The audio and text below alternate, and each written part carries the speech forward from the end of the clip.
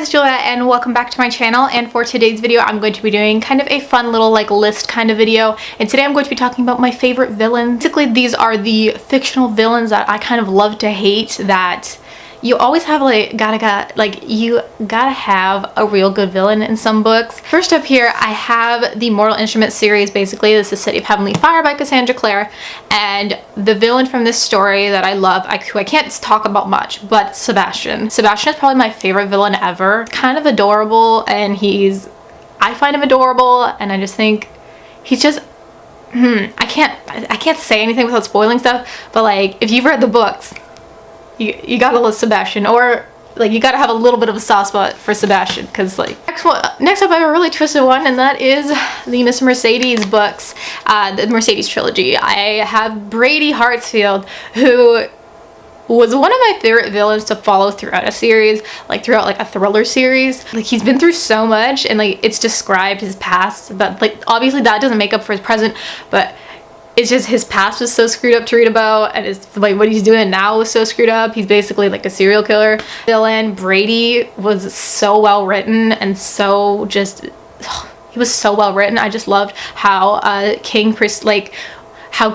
developed Brady throughout the books. Next up here I have Our Dark Duet by Victoria Schwab, which in this one the villains that I want to talk about are Alice and Salome. Mostly Salome, again can't say too much, but Salome is one of those villains who's so dark, and this book and this series in general is super dark, and Salome is just super bad, and we got his perspective, and I just loved reading his perspective. I was buddy reading this book with Kayla, and I was constantly like, yo, we get Salome's chapter. Like I like Salome, like he's messed up, but like I don't know, I liked Salome. He was kind of cool, but like not cool, but like I liked following his perspective. His views on the world were like really interesting, so that's why I'm talking about Salome.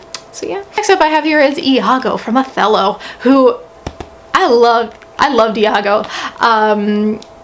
He is like the definition of someone who's two-faced. Like the definition. Everyone calls him like kind of honest Iago, and in reality he's like destroying everyone's lives, and it's so good. It's so messed up, and it's a lot of stuff happens, but I mean I really enjoyed Othello, and Iago is just super interesting. Next we have another King novel, and I have Rose Madder by Stephen King, and I want to talk about Norman, who is so screwed up. Just like, well, I guess all these villains are kind of screwed up in a way. That's why they do what they do, because something happened to them, or because just how they look at life and all this other stuff. But Norman is an abusive husband, which obviously I 100% do not support. I'm not condoning what any of these villains do. Just saying that I liked the way they were written, or I thought they were executed well and all that sort of stuff. Just to mention that. I don't want people going after me saying like I support all this stuff, because I don't.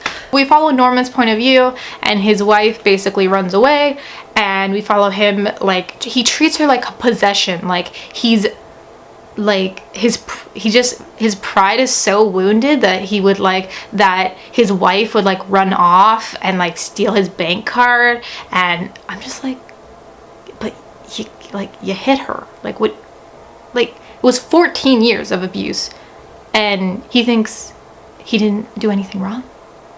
And then he goes after her and he's like, I'm gonna kill everybody in her sight. And I'm like, yikes.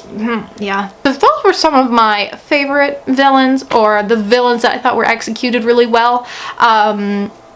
So yeah, let me know some of your thoughts down below, and some of your like favorite villains, I guess. And I'll see you all super soon with a new video. Bye. Queen for queen and move just like this. When you fall down, know your